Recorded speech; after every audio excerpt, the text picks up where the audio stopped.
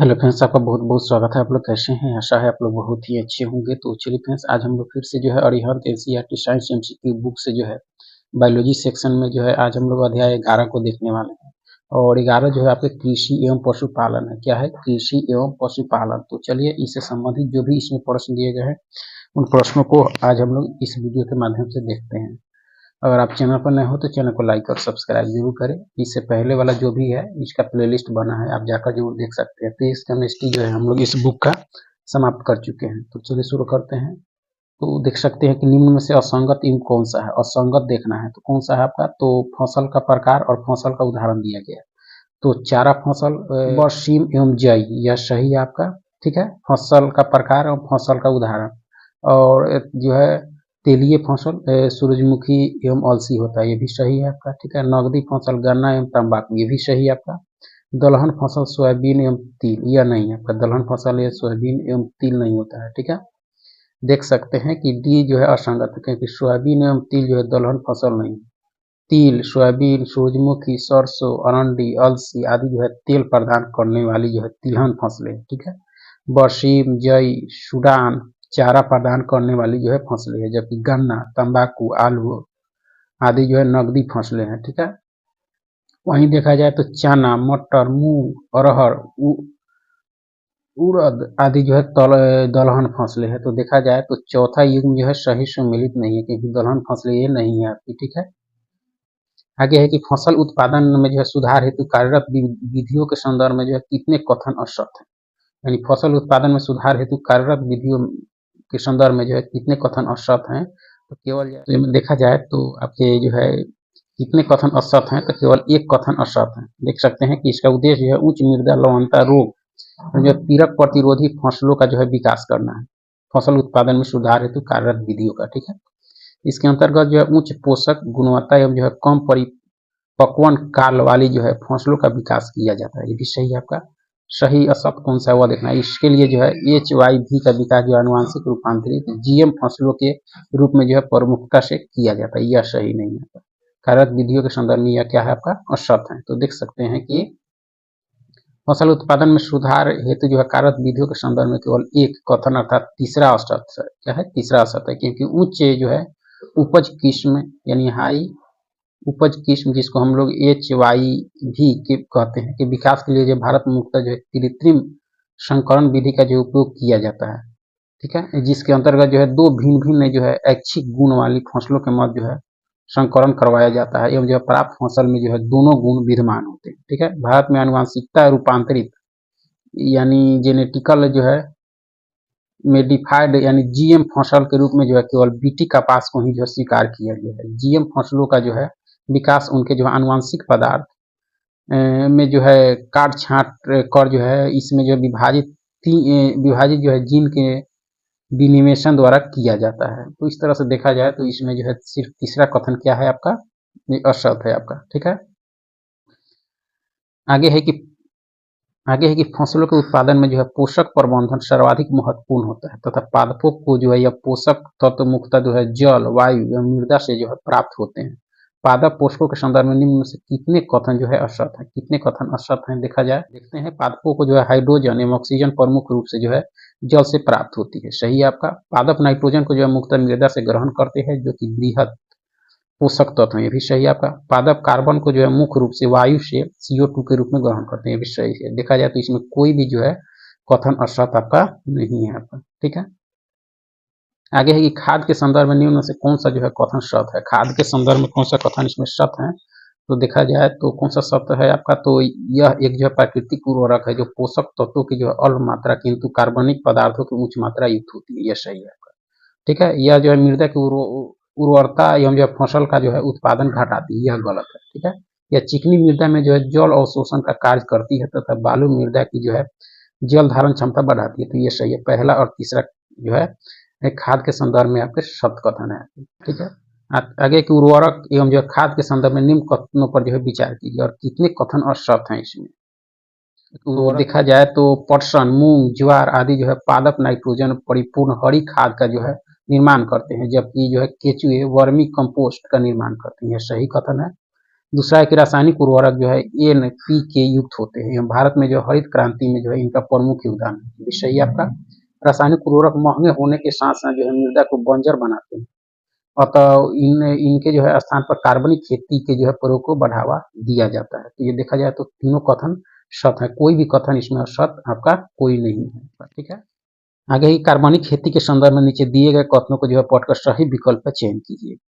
और कौन से विकल्प आपके सही है कार्बनिक खेती के संदर्भ में जो है कौन से कथन आपके। तो देखा जाए तो इसमें जो है लेग्यूम पादपों और नीलहरित शैवालों जैसे जो है नो स्टॉक एवं जो है एनाबिला का जो है उपयोग किया जाता है। यह सही है कार्बनिक खेती के संदर्भ में। ठीक है, इसमें जो है रासायनिक उर्वरकों पीड़कनाशी, कीटनाशी, शाकनाशी आदि का जो उपयोग कर लाभप्रद सूक्ष्म जीवों के उपयोग को जो बढ़ावा दिया जाता है तथा HYV बीजों का जो है उपयोग किया जाता है। यह सही नहीं है। तो देखा जाए तो पहला सही है जबकि दूसरा गलत है आपका।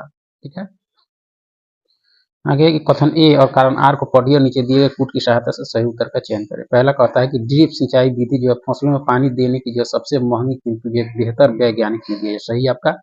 इस विधि में जो है स्प्रिंकलर विधि की तुलना में जो है बहुत कम जल का जो उपयोग होता है तथा वाष्पीकरण द्वारा जो जल की हानि एवं जल जो है भराव जैसी स्थितियां उत्पन्न नहीं होती। तो देखा जाए तो दोनों सही है और आर जो है एक ही व्याख्या भी करता है आपका। आगे कि निम्न में से जो फसल उगाने की विभिन्न जो है पैटर्न और प्रकारों के संदर्भ में कितने कथन आपके असत हैं। तो देखा जाए तो मूंग प्लस गेहूं प्लस गन्ना मटर 3 वर्षीय फसल चक्र का एक उदाहरण है। यह सही नहीं है। ठीक है, दो अलग अलग फसलों को जो है एक साथ एक ही समय पर जो है एक ही खेत में जो है उगाना मिश्रित फसलीकरण कहलाता है। उदाहरण गेहूं प्लस मूंगफली, ये भी सही नहीं है आपका। ठीक है, अंतरा फसलीकरण मिश्रित कृषि का जो है विकसित एवं जो है निर्दिष्ट पैटर्न है जिसमें 2 या अधिक जो है फसलों को एकांतर रूप से जो है अलग अलग पंक्तियों में उगाया जाता है। तो यह कथन आपका सही है। तो देखा जाए तो असत जो है पहला और दूसरा आपका असत है आपका। ठीक है, देख सकते हैं कि फसल उगाने के विभिन्न पैटर्नों प्रकारकों के संदर्भ में जो है केवल जो है 2 कथन यानी पहला और दूसरा आपके असत है। किसी खेत में जो है क्रमवार पूर्व नियोजित कार्यक्रम के अनुसार जो है विभिन्न फसलों के उगाने को जो है फसल चक्र कहते हैं। परिपक्वन काल के आधार पर जो है विभिन्न फसलों के समूहों के लिए जो अलग अलग फसल चक्र जो है अपनाया जाता है। गन्ना 3 से 5 वर्ष तक जो है उपज देता है, अतः मूंग प्लस गेहूं प्लस गन्ना प्लस मटर कम से कम जो है 4 से 4.5 वर्ष के जो है फसल चक्र का उदाहरण है आपका। तो इस तरह से देखा जाए आपका तो पहला और दूसरा असत कथन है। खरपतवार कीट पीड़क एवं जो पादप रोग फसल सुरक्षा प्रबंधन के जो है प्रमुख घटक है। इनके संदर्भ में जो कौन सा कथन सही है आपका। तो जैंथियम पार्थेनियम आदि जो है खरपतवार पादपों से जो है जल एवं पोषक तत्वों हेतु जो है प्रतिस्पर्धा करते हैं, जबकि कीट जो है पादपों के विभिन्न भागों को जो है खाकर उपज नष्ट करती है। सही आपका सही देखना है, पहला सही है। ग्रीष्म जुताई के अंतर्गत जो है खरपतवारों एवं जो है पीड़कों को जो है नियंत्रित किया जाता है। यह सही है आपका, ये भी सही है। नीम का तेल या जो है रस अंतरा फसलीकरण फसल चक्र जैव पीड़कनाशी आदि खरपतवार एवं पीड़क जो है नियंत्रण के लिए सुरक्षित विकल्प है। तो देखा जाए तो पहला दूसरा तीसरा तीनों विकल्प जो आपके खरपतवार कीट पीड़क एवं पादप रोग फसल सुरक्षा प्रबंधन के जो है प्रमुख घटक है।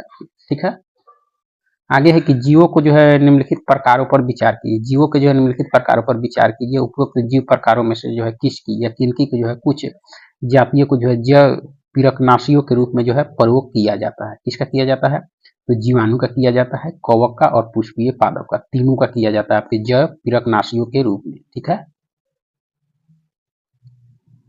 आगे है कि निम्नलिखित युग्मों में से कितने युग्म जो है सही सुमेलित है। कितने युग्म सही सुमेलित है।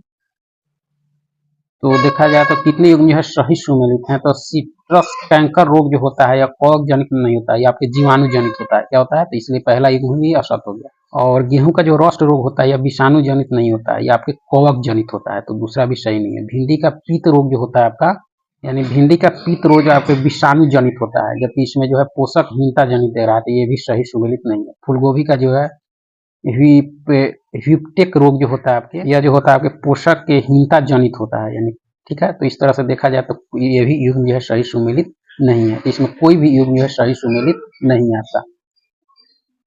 निम्नलिखित पर विचार कीजिए। उपरोक्त में से कौन से जो है पादप रोग फैलाते हैं। पादप रोग कौन सा फैलाते हैं। तो पक्षी भी फैलाते हैं, उड़ती धूल भी फैलाती हैं, और वर्षा और बहती हवा, यानी सभी जो है आपके पादप रोग फैलाते हैं आपका। ठीक है, आगे की मिश्रित खेती की जो है मुख्य विशेषताएं इनमें से कौन सी है आपकी, तो नकदी फसलों और खाद्य जो है फसलों दोनों की खेती, यह जो है आपका नहीं है। एक ही खेत में जो है दो या दो से अधिक फसलों की खेती, ये भी नहीं है।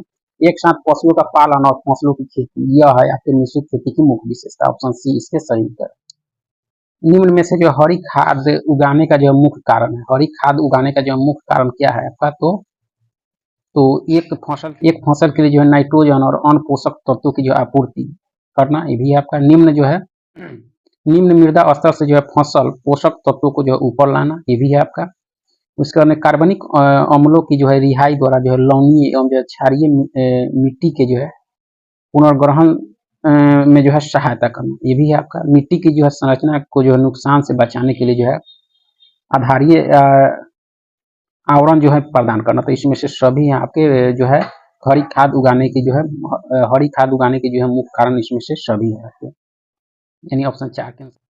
आगे है कि निम्न में से गाय या भैंस की जो है नस्ल के संदर्भ में जो सही सुमेलित वो कौन सा है, सही सुमेलित कौन सी है इसमें, तो देखा जाए तो भारतीय गाय, जाफराबादी, ठीक है, यह सही नहीं है। तो सही देखा जाए तो विदेशी गाय जो आपकी स्विस ब्राउन है आपका, ठीक है, यह दूसरा युग्म जो है सही सुमेलित है। देख सकते हैं कि दिए गए युग्म से जो है 20 सही सुमेलित है। स्विस ब्राउन जो है विदेशी गाय की एक प्रजाति है, स्विट्जरलैंड तथा जो है जर्मनी की जो है अल्पाइन क्षेत्र में पाई जाती है। अन्य युग्म जो है सही सुमेलित नहीं है।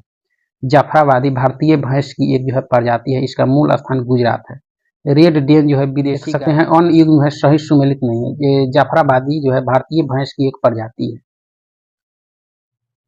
तो इसमें देखा जाए तो प्रकार दिए गए हैं और नस्ल, तो इसमें सही सुमेलित करता भारतीय गाय जाफराबादी, यह आपके सही सुमेलित नहीं है, क्योंकि जाफराबादी जो है भैंस की किस्म है जो गुजरात में मुख्य रूप से पाई जाती है, जबकि गाय दे रहा है। पहला सही सुमेलित नहीं है। दूसरा विदेशी गाय आपके स्विस ब्राउन, यह सही सुमेलित है, क्योंकि यह जो है आपके स्विस ब्राउन आपके स्विट्जरलैंड तथा जर्मनी के जो है अल्पाइन क्षेत्र में पाई जाती है, तो दूसरा युग्म सही सुमेलित है आपका, ठीक है।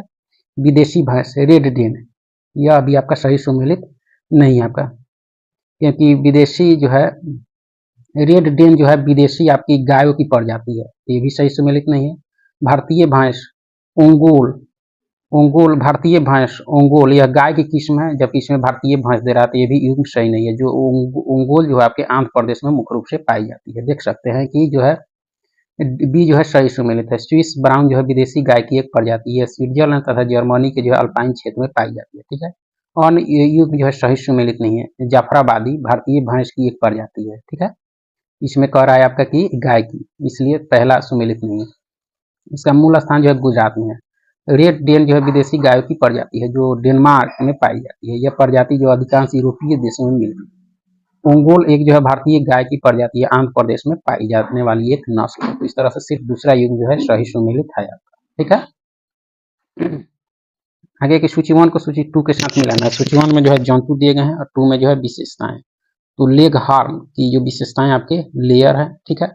मैकिरल का जो हो जाएगा आपके समुद्री मछली। कार्प का हो जाएगा आपके अंतःस्थलीय मछली, ठीक है। रोडे आइलैंड रेड आपके बॉयलर हो जाएगा। तो ऑप्शन सी के अनुसार इसका सही सुमेलित कर सकते हैं। आगे है कि निम्न में जो है असंगत युग कौन सा, असंगत युग कौन सा है, तो एपिस सेरेना इंडिका भारतीय मधुमक्खी, यह सही आपका। असंगत देखना, एपिस फ्लोरी इटली की मधुमक्खी, यह जो है आपके जो है आपका सही सुमेलित यानी असंगत है आपका, क्या है, असंगत, ठीक है। देख सकते हैं कि एपिस जो है मेलिफेरा इटली की मधुमक्खी का वैज्ञानिक नाम है, जबकि इसमें जो है एपिस फ्लोरी दे रहा है, इसलिए दूसरा सही आपका असंगत है। व्यावसायिक मधु उत्पादन में प्रयोग में लाया जाता है, इसलिए इसे व्यावसायिक मधुमक्खी भी जो है कहते हैं। इनकी मधु जो है एकत्र करने की क्षमता जो बहुत अधिक होती है। डंक कम मारती है, निर्धारित छत्ते में जो है काफी समय तक रहती है और प्रजनन भी जो है तीव्रता से करती है आपकी। कौन सी आपकी, तो एपिस जो है मेलिफेरा, एपिस मेलिफेरा आपकी, ठीक है। निम्न में से कौन सा जो है परीक्षण मवेशियों में होने वाले जो है स्तन ग्रंथि की जो है सूजन के रोग की जो है पहचान से संबंधित है। यानी परीक्षण जो है मवेशियों में होने वाले जो है स्तन ग्रंथि की जो है सूजन के रोग की पहचान से संबंधित है आपका। तो देखा जाए आपका तो स्ट्रेप कप परीक्षण आपका केवल 3, ठीक है। देख सकते हैं स्ट्रेप कप परीक्षण जो मवेशियों में होने वाले जो है स्तन ग्रंथि की सूजन के रोग की जो है पहचान से संबंधित है, ठीक है। इस परीक्षण को जो है throat culture, rapid strep test, rapid जो है एंटीजन डिटेक्शन टेस्ट यानी RADT जो है आगे है कि निम्न में से मेरिनो नस्ल की भेड़ से संबंधित सत कथन कौन सा है? तो यह विश्व में जो है सर्वाधिक ऊन देने वाली नस्ल है। यह सही आपका। गर्दन तथा कंधों की त्वचा में जो है झुरिया एवं जो है सलवटे इसकी जो है मुख्य पहचान है, यह भी सही है। इसका रंग जो है भूरा और मध्य गठीला, यह सही नहीं है। ठीक है, देख सकते हैं कि भेड़ की एक जो है किस्म है जो स्पेन से संबंध रखती है। इसका रंग जो है सफेद, सुंदर जो है घुमावदार सींग और जो है मादा सींग रहित होती है। ठीक है, और जो है गर्दन तथा कंधों की त्वचा में जो है झुर्रियां या जो है सलवटे इसकी पहचान है। इसकी त्वचा का रंग जो है गुलाबी होता है। यह विश्व में जो है सर्वाधिक ऊन देने वाली नस्ल है। ठीक है।